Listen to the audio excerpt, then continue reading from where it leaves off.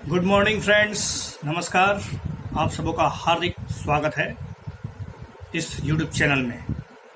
इस YouTube channel के माध्यम से आप अपने आने वाले विभिन्न प्रकार के प्रतियोगी परीक्षा के लिए तैयारी आराम से कर सकते हैं, घर बैठे साधारण शब्दों में और आसानी से। आप बेफिक्र होके इस वीडियो को सुनिए, 2-3 बार सुनिएगा तो आपका बहुत ही अलग अलग सब्जेक्टों का जो दायरा है वो विस्तृत हो जाएगा और बेहतर भी हो जाएगा।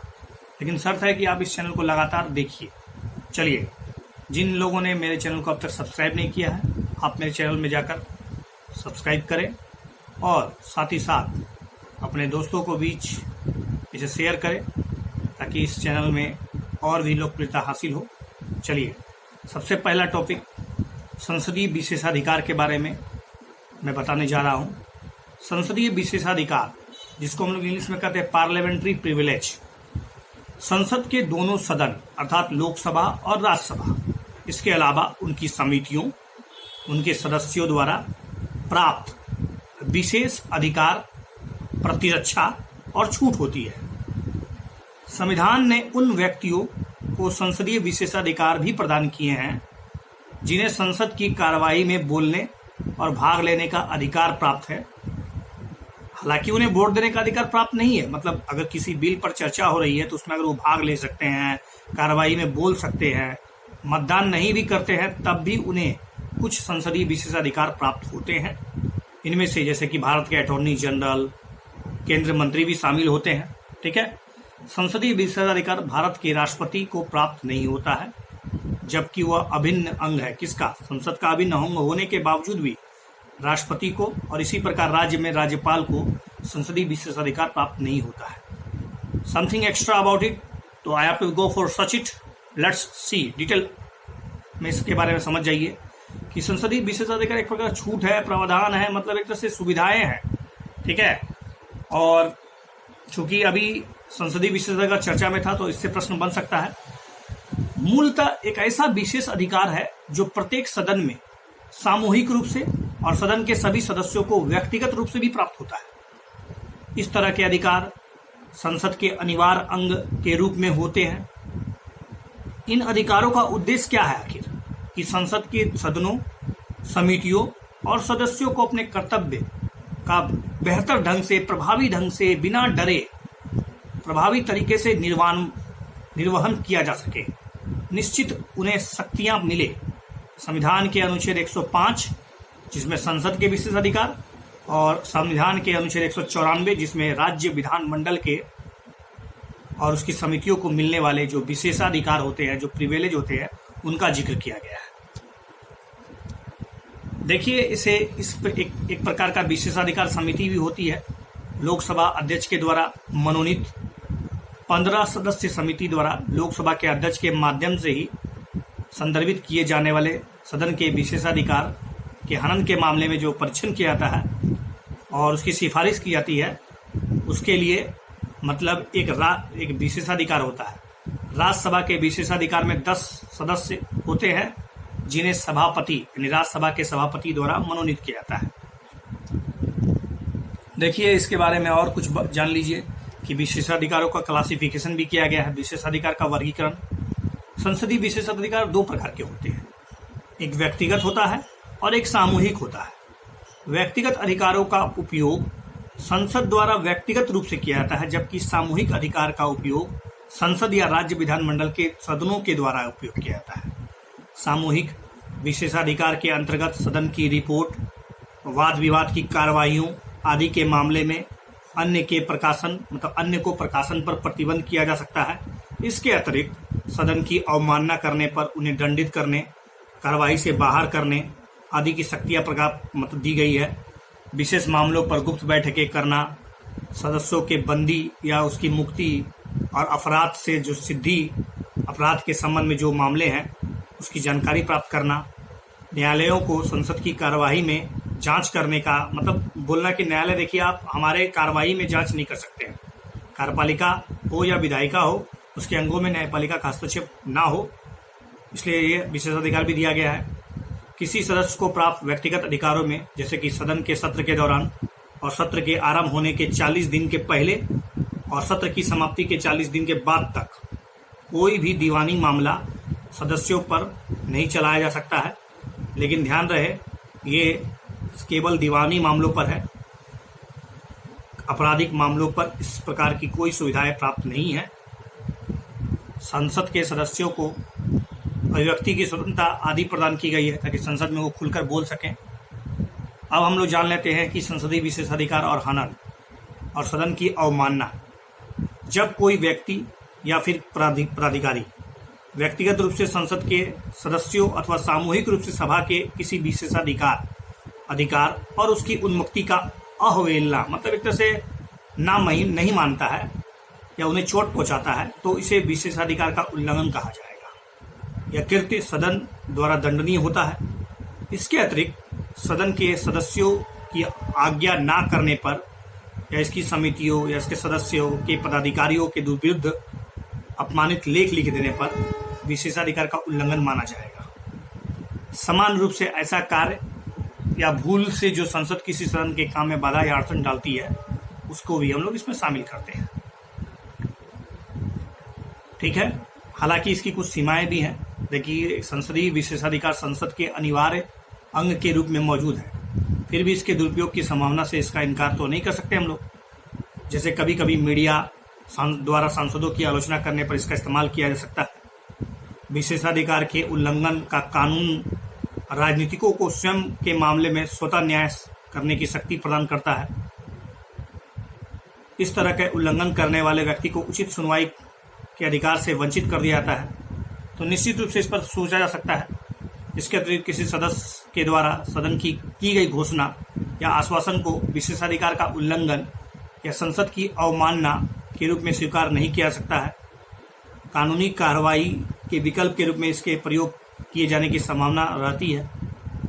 तो महत्व क्या है संसदीय विशेषाधिकार का? ये विशेषाधिकार संसद सदस्यों को अभिव्यक्ति की स्वतंत्रता प्रदान करते हैं और उनके द्वारा संसद में किए जाने वाले जो काम होते हैं, जो कृत्य होते हैं, उसके बदले न्यायिक कार्रवाइयों से उन्हें रक्षा करते हैं कि आप बेफिक्र होकर अपने विचार को प्रकट कीजिए, अपनी बातें रखिए, सरकार की आलोचना कीजिए। अगर गंभीर आलोचना है तो खुलकर आलोचना कीजिए, बिना डरे कीजिए, और न्यायालय की अवमानना से चिंतित मत होइए, क्योंकि यहाँ पर आप ना तो न्यायालय की कार्रवाइयों से डर रहे हैं, बल्कि आप यहाँ पर स्वतंत्र हैं, ताकि संसदीय प्रक्रिया निर्बाध रूप से चल पाए।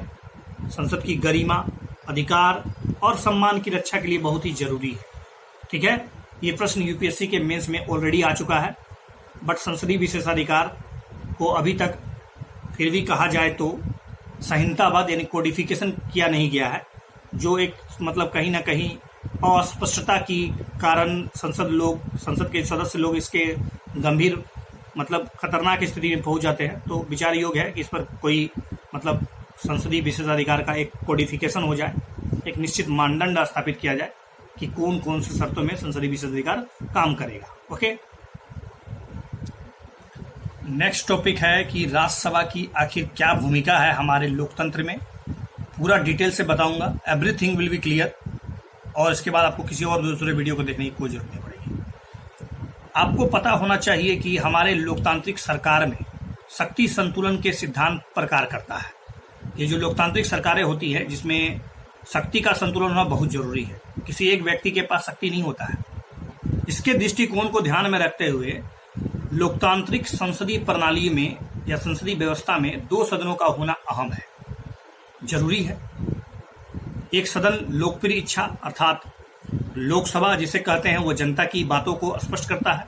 वहीं दूसरा सदन किसी दूसरे तरह की या इस तरह का जो भीड़ तंत्र होता है, भीड़ तंत्र वाली जो मानसिकता होती है, उसको रोकने का काम करता है। राज्यसभा, जिसको हम लोग काउंसिल ऑफ स्टेट, भारतीय संसद का दूसरा सदन, जिसकी स्थापना मॉन्टेग्यू चेम्सफोर्ड सुधार 1919 के आधार पर किया गया था। Okay, you know about that. भारतीय संविधान के अनुच्छेद 79 यानी 79 के अनुसार संघ के लिए एक संसद होगी अर्थात पार्लियामेंट होगा, जो राष्ट्रपति और दोनों सदनों अर्थात लोकसभा और राज्यसभा से मिलकर बनेगा। भारतीय संविधान लोकसभा और राज्यसभा को कुछ अपवादों को छोड़कर कानून निर्माण करने की शक्तियां बराबर देता है। भारतीय संविधान का अनुच्छेद 80 राज्यसभा के गठन की बातें करता है। राज्यसभा में अधिकतम सदस्यों की संख्या 250, परंतु वर्तमान में अभी 245 है। 12 सदस्यों को राष्ट्रपति के द्वारा, जिनके पास साहित्य, विज्ञान, कला, समाज सेवा से संबंधित विशेष क्षेत्र में कुछ काम किया गया हो, उन्हें मनोनीत किया जाता है। और एक अस्थायी सदन है, अर्थात राज्यसभा का भी गठन नहीं होता है। राज्यसभा के सदस्यों का कार्यकाल 6 वर्ष का होता है, जबकि राज्यसभा के 1/3 सदस्यों का जो चुनाव होता है हर दूसरे वर्ष में किया जाता है। तो हम लोग अच्छी तरह से समझ चुके हैं कि संविधान में राज्यसभा को लेकर पक्ष विपक्ष की बहस बेहतरीन चली। राज्यसभा की भूमिका और उससे संबंधित जो मुद्दे हैं इस वीडियो में क्लियर हो जाएंगे आपके, तो बने रहिए। संविधान सभा में राज्यसभा के पक्ष में क्या तर्क दिया गया था कि राज्यसभा होना चाहिए या नहीं होना चाहिए। राज्यसभा के गठन का सबसे अहम पक्ष यह था कि यह सदन राज्यों के पक्ष को मजबूती से रख पाएगा। यदि लोकसभा द्वारा किसी विधेयक पर जल्दबाजी कर दी गई हो तो राज्यसभा उस पर व्यापक चर्चा करके उसको रोक सकता है, कुछ समय तक उस पर गंभीरता से चर्चा कर सकता है। संसद का उच्च सदन होने के नाते लोकसभा के निर्णयों की समीक्षा करने और सत्ता पक्ष के निरंकुशतावाद निर्णयों पर अंकुश लगाने में सहायता भी कर सकता है। उच्च सदन में जनरली आप देखते हैं कि शिक्षाविद और बुद्धिजीवियों का एक मंच होता है, जो सरकार के जन कल्याण योजनाओं के माध्यम से राज्यों के विकास में एक अहम योगदान प्रदान करते हैं। इस व्यवस्था को हम लोग चेक एंड बैलेंस, नियंत्रण और संतुलन के सिद्धांत के अनुसार किसी भी लोकतांत्रिक व्यवस्था के लिए जरूरी माना जाता है, कर सकते हैं। फिर भी इसके विपक्ष में भी तर्क दिए गए थे कि देखिए, राज्यसभा संविधान के विशेषज्ञों का कहना था कि विपक्ष का मुख्य तर्क था कि राज्यसभा का गठन ब्रिटेन के साम्राज्यवादी विरासत को स्थापित कर देगी, क्योंकि इस प्रकार का स्वरूप ब्रिटेन के हाउस ऑफ लॉर्ड्स के समान है। इसके अलावा राज्यसभा के सदस्यों में हाउस ऑफ लॉर्ड्स के भांति बड़े बड़े उद्योगपति या धनी लोग होंगे, जिससे भारत के लोगों और उसकी परिस्थितियों पे कोई सरोकार ही नहीं होगा, क्योंकि उससे उसको कोई मतलब ही नहीं होता है। राज्यसभा के सदस्यों का चुनाव प्रत्यक्ष रूप से जनता द्वारा नहीं किया जाएगा। ऐसे में जनता द्वारा चुने गए प्रतिनिधियों से मिलकर बने जो लोकसभा है, उसके द्वारा पारित किसी विधेयक पर राज्यसभा द्वारा किए गए अनावश्यक विलंब से देश को आर्थिक रूप से एक झटका भी पड़ सकता है, आर्थिक पिछड़ापन आ सकता है। ये तो भाई ये रही बात तर्क और वितर्क की। अब हम लोग जानेंगे थोड़ा डिटेल से कि राज्यसभा के सदस्यों का निर्वाचन कैसे होता है।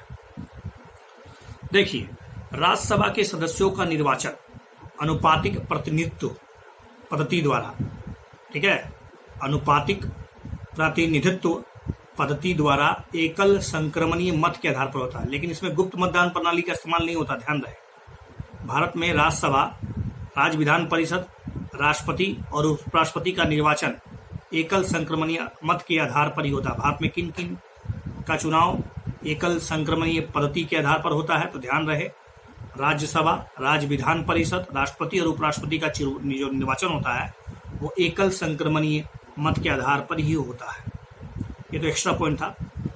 भारतीय संविधान के अनुच्छेद 80 सब क्लोज 4 के अनुसार राज्य विधानमंडल, जिसमें विधानसभा के निर्वाचित सदस्यों द्वारा ही राज्यसभा के सदस्यों का चयन होता है। जो भी राज्यसभा के जो विधानसभा के सदस्य होते हैं, जो निर्वाचित सदस्य, ध्यान रहे, केवल निर्वाचित सदस्य, ठीक है, उन्हीं के द्वारा राज्यसभा के सदस्यों का चयन किया जाता है। अब हम थोड़ा सा एक कंसेप्ट बता देते हैं कि एकल संक्रमणीय होता क्या है। एकल संक्रमणीय मत अर्थात एकल मत अर्थात मतदाता एक ही मत देता है, लेकिन वह कई उम्मीदवारों को अपनी प्राथमिकता के आधार पर रैंक देता है कि किसको वो पहले प्रायोरिटी देता है, पसंद किसे करता है ज्यादा। अर्थात वह बैलेट पेपर पर यह बताता है कि उसकी पहली पसंद कौन है और दूसरी पसंद और तीसरी पसंद कौन कौन है। यदि पहली पसंद वाले मतों से विजेता का निर्णय अगर नहीं हो सका बाय द वे, तो उम्मीदवार के खाते में मतदाता की दूसरी पसंद को नए एकल मत की तरह ट्रांसफर कर दिया जाता है। ध्यान रहे, अगर पहली पसंद के मतों से विजेता का निर्णय अगर नहीं हो पाया तो उम्मीदवार के खाते में मतदाता की दूसरी पसंद को नए एकल मत की तरह ट्रांसफर कर दिया जाता है, इसलिए इसे एकल संक्रमणीय मत कहा जाता है।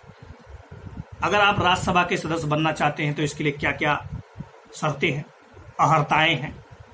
सबसे पहले तो भारत का व्यक्ति होना चाहिए, 30 वर्ष से आयु पूर्ण हो चुका हो, किसी लाभ के पद पर ना हो, विकृत मस्तिष्क का ना हो, और संसद द्वारा कुछ और भी अहर्ताएं और भी शर्तें निर्धारित की गई है जो जरूरी है उम्मीदवार उसे धारण करे। Now we are going to discussing about कि राज्यसभा की शक्तियां और उसके कार्य क्या है। सबसे पहले विधायी शक्तियां, मैंने कानून बनाने की शक्ति में क्या क्या कोई कानून बनाने में उसका कोई रोल है कि नहीं। गैर वित्तीय विधेयक मतलब धन विधेयक जिसको हम लोग कहते हैं जनरली, के संदर्भ में लोकसभा की भांति राज्यसभा को उतनी शक्ति प्राप्त नहीं है। ठीक है, मतलब मेरा कहना है धन विधेयक के अलावा सब में बराबर बराबर है, धन विधेयक में नहीं है। ऐसे विधेयक दोनों सदनों की सहमति के बाद, मतलब जितने भी गैर वित्तीय विधेयक होते हैं उसमें दोनों सदनों की सहमति अनिवार्य है, तभी कानून बन पाएगा। धन विधेयक के मामले में अगर बात करें तो राज्यसभा में लोकसभा की तुलना में सीमित शक्ति प्रदान की गई है। इस संदर्भ में राज्यसभा के पास केवल और केवल 14 दिन का मौका होता है, अपनी राय लोकसभा को दे सकते हैं। संसद में जब अगर संविधान संशोधन की बात हो तो इस संदर्भ में राज्यसभा की शक्तियां लोकसभा के बराबर ही है। कुछ विशिष्ट शक्तियां जो राज्यसभा के पास है जो लोकसभा के पास नहीं है, दैट्स इंपॉर्टेंट। देश के संघात्मक ढांचे यानी फेडरल स्ट्रक्चर को बनाए रखने के लिए राज्यसभा के पास 2 विशिष्ट अधिकार है जो लोकसभा के पास नहीं है। ये 2 विशिष्ट अधिकार आप समझ लीजिए। आर्टिकल 249 अनुच्छेद 249 के अंतर्गत राज्यसभा उपस्थित और मतदान करने वाले 2/3 सदस्यों, उपस्थित और मतदान करने वाले 2/3 सदस्यों के बहुमत से राज्य सूची में शामिल किसी विषय को राष्ट्रीय महत्व का घोषित कर सकता है। और इसके अलावा आर्टिकल 312 के तहत राज्यसभा उपस्थित और मतदान करने वाले 2/3 सदस्यों के समर्थन से कोई भी नई अखिल भारतीय सेवा स्थापित कर सकती है। ये 2 पावर सिर्फ और सिर्फ राज्यसभा के पास है। कुछ और शक्तियां देखिए, आपातकाल की एक अवधि यदि 1 महीना से अधिक और उस समय लोकसभा विघटित हो, मतलब सपोज आपातकाल लग गया और 1 महीना से अधिक बीत गया और उस समय लोकसभा विघटित रही हो, तो राज्यसभा का अनुमोदन कराया जाना बहुत ही जरूरी है, क्योंकि राज्यसभा तो कभी विघटित होती नहीं है। राज्यसभा के निर्वाचित सदस्य राष्ट्रपति के निर्वाचक मंडल में हिस्सा लेते हैं। उपराष्ट्रपति को हटाने का प्रस्ताव केवल राज्यसभा में ही लाया जा सकता है। राष्ट्रपति के महाभियोग और सुप्रीम कोर्ट के न्यायालय और हाई कोर्ट के न्यायाधीशों और अन्य जितने भी संवैधानिक पदाधिकारियों को पद से हटाने में उनकी अहम भूमिका होती है। हालांकि 1-2 अपवाद है जिसमें इनकी कोई जरूरत नहीं होती है। अब राज्यसभा से संबंधित कुछ मुद्दे जो वर्तमान में बहुत ही प्रासंगिक है। राज्यों का प्रतिनिधित्व एक समान नहीं है, सबको बराबर प्रत्येक राज्य को बराबर रिप्रेजेंटेशन नहीं दिया गया है। जैसे कि आप जानते हैं कि संयुक्त राज्य अमेरिका, ऑस्ट्रेलिया और भी जैसे संघीय देश हैं, अपने उच्च सदन अर्थात राज्यसभा में सभी राज्यों को समान रिप्रेजेंटेशन प्रदान करके संघवाद के सिद्धांत को भारत की तुलना में अधिक मजबूती प्रदान की गई है। भारत के अगर बात करें तो भारत में अन्य देशों के विपरीत उच्च सदन अर्थात राज्यसभा में उनकी आबादी के अनुपात में ही उनको प्रतिनिधित्व प्रदान किया गया है। परिणाम स्वरूप अधिक जनसंख्या वाले राज्यों के अधिक प्रतिनिधि और कम जनसंख्या वाले राज्यों के कम प्रतिनिधि पहुंचते हैं राज्यसभा में। जैसे कि केवल उत्तर प्रदेश से ही राज्यसभा में आवंटित सीटों की संख्या संयुक्त रूप से उत्तर पूर्वी राज्यों को आवंटित सीटों की तुलना में काफी अधिक है। अब राज्यसभा को दरकिनार करने का प्रयास, मतलब राज्यसभा को एक तरह से नेग्लेक्ट करने की कोशिश की जा रही है लगातार बहुत से विधेयकों के माध्यम से। तो वो वर्तमान एग्जाम्पल आप समझ लीजिए। कुछ ऐसा मामला अभी हाल में ही देखा गया है देश में कि धन विधेयक के रूप में साधारण विधेयकों को पारित किया जा रहा है। मतलब एक तरह से धन विधेयक की रवायत चल पड़ी है अधिकांश विधेयकों को धन विधेयक के रूप में पास करना, ताकि राज्यसभा उसमें कुछ कह ही ना पाए, क्योंकि आपको पहले बताया जा चुका है कि राज्यसभा को धन विधेयक के मामले में कोई ज्यादा पावर नहीं है। स्पष्ट है कि धन विधेयक के संदर्भ में राज्यसभा के अधिकार तो सीमित है। इस प्रकार हम देखते हैं कि सत्तारूढ़ दल संसद द्वारा या संसद के उस सदन की जो प्रभावकारिता है उसको नजरअंदाज कर रहा है। मतलब उसको से बिना राज्यसभा में चर्चा किए उस बिल को पास किया जा रहा है। राज्यसभा के इस तरह से दरकिनार करने का कारण सत्तारूढ़ दल का इस सदन में बहुमत में ना होना।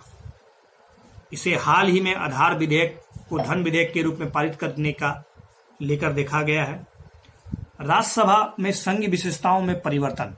जन प्रतिनिधि अधिनियम 2003 के माध्यम से संसद ने जन प्रतिनिधि अधिनियम 1951 की धारा 3 से डोमिसाइल शब्द हटा दिया है। इसका अर्थ क्या हुआ? इसका अनिवार्य रूप से अर्थ यह है कि कोई व्यक्ति जो किसी राज्य का निवासी, अगर कोई व्यक्ति जो किसी राज्य का ना तो निवासी है और ना ही उसका अधिवास है, तो वह भी व्यक्ति राज्यसभा का सदस्य का चुनाव लड़ सकता है। इस संशोधन के बाद राज्यसभा की सीटों का उपयोग सत्तारूढ़ दल द्वारा लोकसभा में अपने पराजित उम्मीदवारों को राज्यसभा में चुने जाने के लिए किया जा रहा है। मतलब एक तरह से पार्टी सुप्रीमो की स्थिति दिखाई जा रही है।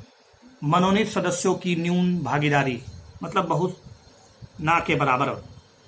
राज्यसभा के लिए मनोनीत सदस्यों में कुछ विशिष्ट हस्तियों को मनोनयन करके प्रशंसकों की संख्या में देख रेख किया जाता है ताकि उनके प्रशंसकों को वोट बैंक में बाद में बदला जा सके। ऐसे सदस्य एक बार नामांकित होने के बाद सदन के कामकाज में शायद ही कभी भाग लेते हैं। जैसे उदाहरण के लिए सचिन तेंदुलकर जी वर्ष 2012 में मनोनीत किए गए और उनके मनोनयन के कार्यकाल पूरा होने तक उस सदन 374 दिन तक प्रचालन में रहा, लेकिन सचिन तेंदुलकर की उपस्थिति मात्र 24 दिनों की रही। तो ओवरऑल यू कैन सिंपली से कि इससे कहीं ना कहीं वोट बैंक पॉलिटिक्स था। सचिन तेंदुलकर के जितने प्रशंसक हैं वो आसानी से वोट बैंक बन जाए, इसलिए सचिन तेंदुलकर को राज्यसभा में शामिल कर लिया जा गया। तो हम लोग अब स्पष्ट रूप से कुछ आगे की जो राह हो सकती है, क्या अपना सुझाव हो सकता है, उस पर चर्चा कर ले। देखिए, राज्यसभा के संघीय चरित्र को संरक्षित करने के लिए कई उपाय कर सकते हैं। इसमें से एक उपाय है कि राज्यसभा के सदस्य प्रत्यक्ष रूप से किसी राज्य के नागरिकों द्वारा चुने गए ना हो या हो। इससे क्रोनिक कैपिटलिज्म, इन धन बल के माध्यम से नीतियों को प्रभावित करना और राजनीतिक तुष्टीकरण पर लगाम लगेगी। इसके साथ ही साथ प्रत्येक राज्य के लिए समान प्रतिनिधित्व, इक्वल रिप्रेजेंटेशन को सक्षम करने हेतु एक संघीय व्यवस्था तैयार की जा सकती है ताकि बड़े राज्य सदन में अपने संख्या के बल के आधार पर अपनी नीतियों को प्रभावित ना कर सके। सदन की चर्चा की गुणवत्ता, उसमें सुधार लाना और मनोनयन की जो बेहतर प्रक्रिया विकसित की जा सकती है। तो ओवरऑल आप यही समझ जाइए कि भारत राजनीति में जो उतार चढ़ाव के बावजूद राज्यसभा राजनीतिक, सामाजिक मूल्यों और सांस्कृतिक डाइवर्सिटी का पोषण करने वाली एक बेहतरीन संस्था बनी हुई है। इसके अलावा लोकसभा के साथ संप्रभु, समाजवादी, पंथ निरपेक्ष, लोकतांत्रिक गणराज्य जैसे मूल्यों का ध्वजावाहक भी है। मतलब इनके विचारों, ऐसे विचारों को वो हमेशा जीवित रखने की भरपूर कोशिश करती है। इस प्रकार राज्यसभा को लोकतंत्र की विघटनकारी शाखा के रूप में नहीं देखा जाना चाहिए, बल्कि भारतीय लोकतंत्र के अपनी अहम और महत्वपूर्ण भूमिका को बनाए रखने के लिए राज्यसभा को सक्षम बनाने की बेहतरीन कोशिश की जानी चाहिए। और साथ साथ भारतीय राजनीति में जिस तरह से राजनीति का अपराधीकरण हुआ है, राज्यसभा में भी आजकल ऐसे सदस्यों को पहुंचाया जा रहा है जिनका आपराधिक गतिविधियों में कृत्य है। तो ऐसे लोगों से कहीं ना कहीं मुंह दूर करना होगा। ओके, तो ओवरऑल इस वीडियो में मैंने 2 विषय पर बहुत ही बेहतरीन चर्चा किया है। आप इस वीडियो को बेहतरीन तरीके से देखिए। राज्यसभा के बारे में मैंने इस वीडियो में सब कुछ बता दिया है। Thanks for watching this video once again.